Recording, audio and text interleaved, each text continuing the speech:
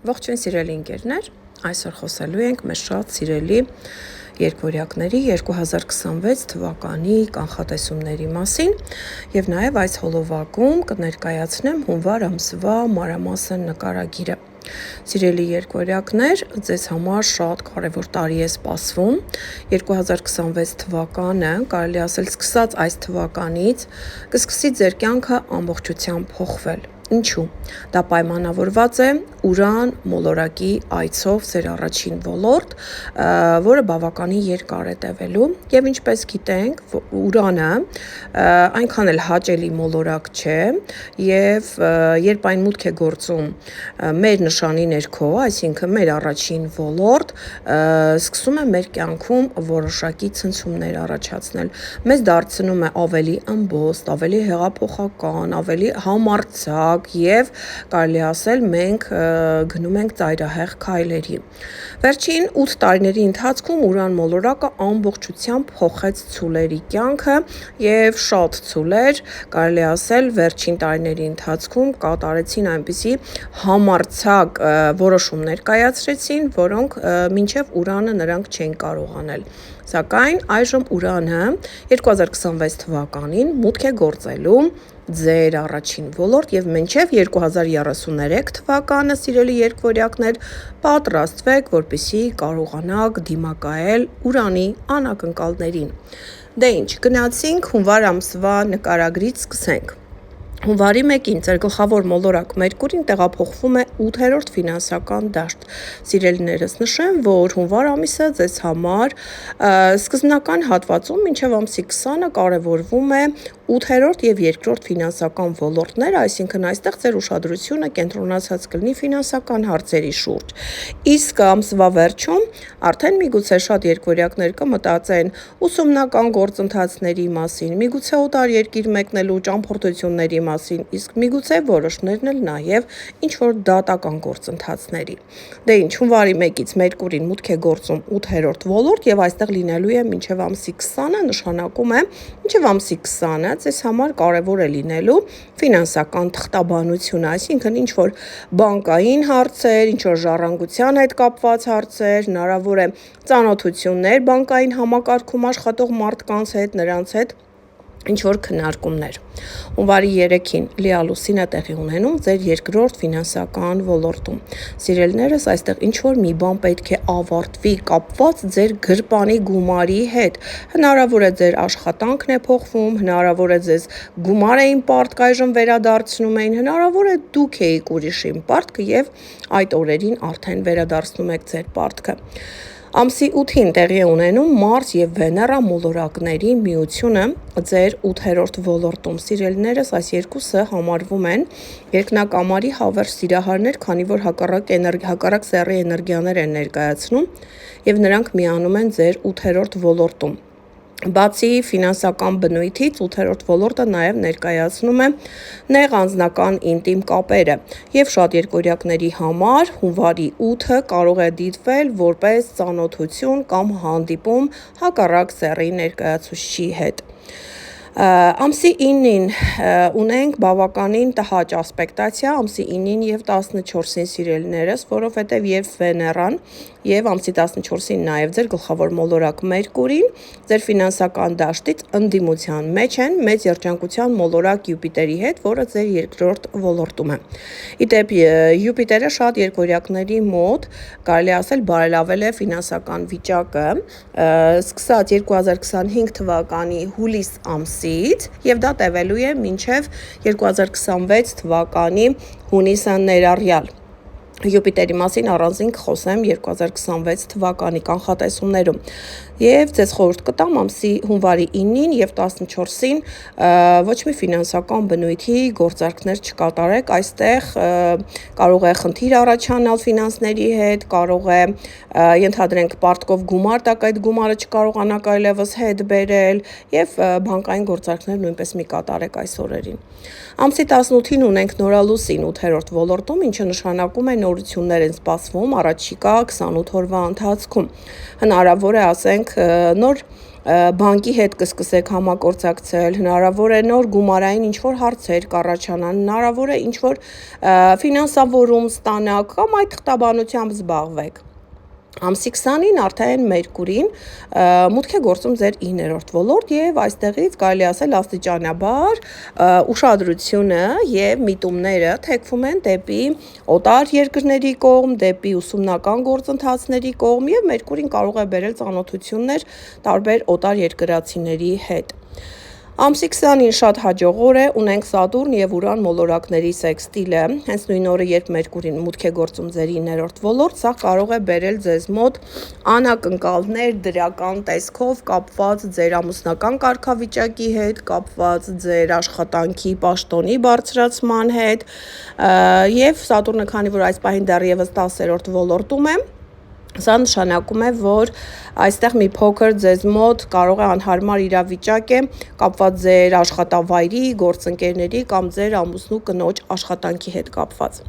Ամսի 23-ին Մարսը տեղափոխվում է ձեր 9-րդ ոլորտ եւ ձեր ամբողջ ակտիվությունը գնում է դեպի ճամփորդությունները։ Սիրելի երկորյակներ, Մարսը սիրում է արագություն, այստեղ պետք է շատ ուշադիր լինեք, որովհետեւ Մարսը շատ լավ է, երբ ակտիվ է 9-րդ ոլորտում, սակայն այստեղ արդեն ճամփորդությունների հարցում Մարսը կարող է առաջացնել վթարային իրավիճակներ։ Ամսի 26-ին Նեպտուն մոլորակը վերջին 13 տարիների ընթացքում եղել էր ձեր 10-րդ ոլորտում, այժմ տեղափոխվում է ձեր 11-րդ ոլորտ։ Նեպտունը, սիրելիները, շատ երկար ժամանակով է մուտք գործում, այսինքն շուրջ 13 տարի եւ այն կարելի ասել անակնկալ ինչ-որ փոփոխություններ չի առաջացնում, այն աստիճանաբար է բերում մեր կյանք փոփոխություններ եւ հիմնականում այդ փոփոխությունները լինում են երազների, հիասթափությունների կամ ինչ-որ վարդագույն ակնոցների տեսքով եւ այստեղ հնարավոր ամսի 26-ից հետո, երբ Նեպտունը մուտք գործի ձեր 11-րդ ոլորտ, այնտեղ կլինի շուրջ 13 տարի, հնարավոր է ձեր շրջապատում հայտնվեն կեղծ ընկերներ, զգուշացեք։ Ամսի 29-ին տեղի ունենում Վեներա եւ Մերկուրի մոլորակների միությունը ձեր 9-րդ ոլորտում եւ տեսեք, այս ուրեմն միությունը կարող է ձեր կյանք բերել շատ կարեւոր մարդու։ Այդ մարդը կարող է լինել օտար երկրացի, օտար մշակույթ ներկայացնող կամ հնարավոր է ամսի 29-ի միությունը ձեզ բերի հնարավորություն նաեւ սովորելու օտար լեզու։ Դե ինձ սիրելիներս, ես այժմ անդրադառնամ արդեն 2026 թվականի ընդհանուր կանխատեսումներին։ Առաջին իրադարձությունը, որի մասին ցանկանում եմ խոսել 2026 թվականի հետ կապված, սիրելիներս, սրանք խավարումներն են, որոնք այս տարի արդեն կիսով չափ տեղափոխվելու են ձեր 9-րդ եւ 3-րդ ոլորտներ, այսինքն երկորյակների մոտ ակտիվացնելու են ճամփորդությունների, ուսումնական process-ների, ինչու՞ չէ նաև ավտոմեքենայի հարցերը։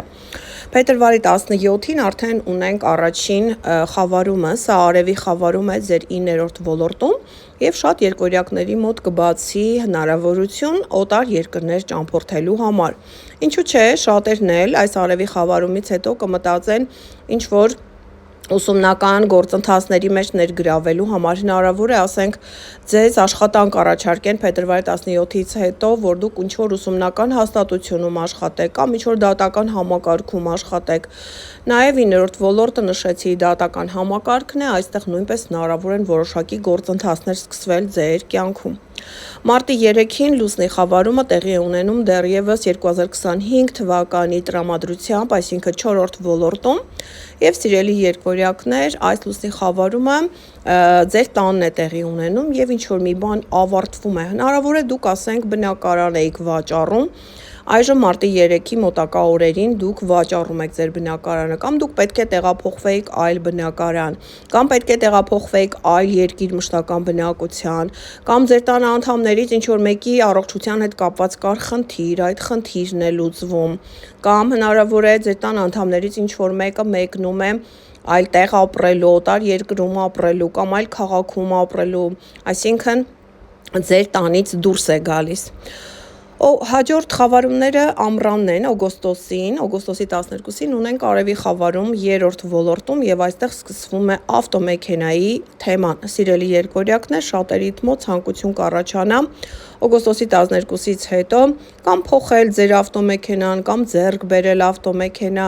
կամ ինչ-որ դասընթացների մասնակցել, կամ հնարավոր է, ասենք, օգոստոսի 12-ից հետո ձեր քրոջ կամ եղբոր կյանքում շատ կարևոր իրադարձություն տեղի ունենա։ Օգոստոսի 28-ին հաջորդ խավարումը վերջին, սա լուսնի խավարում է, որը կրկին շարունակում է 2025 թվականի տրամադրությունը, սա տեղի է ունենում ձեր 10-րդ ոլորտում եւ այստեղ ինչ-որ մի բան կապված ձեր ամուսնական կարգավիճակի հետ կարող է ավարտվել, սիրելիներս, այս լուսնի խավարումը կարող է բերել վերջակետ ձեր ամուսնությանը, եթե այն երկար ժամանակ, ասենք, ձեզ ենթադրենք խանգարում էր եւ դուք ցանկանում եք ամուսնալուծվել, կամ այստեղ պաշտոնի հետ կապված կարող է փոփոխություն լինել, կամ հակառակը կարող է օգոստոսի 28-ի այս լուսնի խավարումը բերել ձեր կյանք հենց ամուսնություն։ Երկրորդ կարևոր իրադարձությունը, սիրելիներս, խոսելու եմ բարձր մոլորակների Սատուրնի եւ Նեպտունի մասին, որոնք 2026 թվականին տեղափոխվում են ձեր 11-րդ ոլորտ, նշեցի, Նեպտունը հունվարի 26-ից է տեղափոխվում եւ ձեր 11-րդ ոլորտում լինելու է շուրջ 13 տարի։ Իսկ Սատուրնը փետրվարի 14-ին է տեղափոխվում եւ այստեղ լինելու է 3 տարի։ Ինչպես գիտենք, Սատուրն մոլորակը, որտեղ հայտնվում է, այնտեղ դժվարանում է, այնտեղ սահմանափակումներ են առաջանում։ Եվ 11-րդ ոլորտը սա անկերական շրջապատն է։ Հնարավոր է այստեղ Սատուրնը սահմանափակի ձեր շփումները։ Հնարավոր է նաև այստեղ, տեսեք, ինչ որ խնդիրներ առաջանան ձեր եւ ձեր շրջապատի միջև, ձեր եւ ձեր գործընկերների միջև։ Նաև 11-րդ ոլորտը on-line հարթակն է։ Եթե դուք այս հարթակում բավականին ակտիվ եք, հնարավոր է Սատուրնը սահմանափակի ձեզ, այսինքն ինչ-ինչ հարցերում թույլ չտա, որ դուք շփվեք կամ ձեր բիզնեսը վարեք 11-րդ ոլորտում։ Սակայն ամենակարևոր իրադարձությունը, որ Սատուրնը եւ Նեպտունը փետրվարի 20-ին միանում են ձեր 11-րդ ոլորտում։ Սիրելի երկվորյակներ, այս իրադարձությունը տեղի է ունենում 37 տարին մեկ անգամ։ Եվ այն, որքան հազվագյուտ է երևույթը,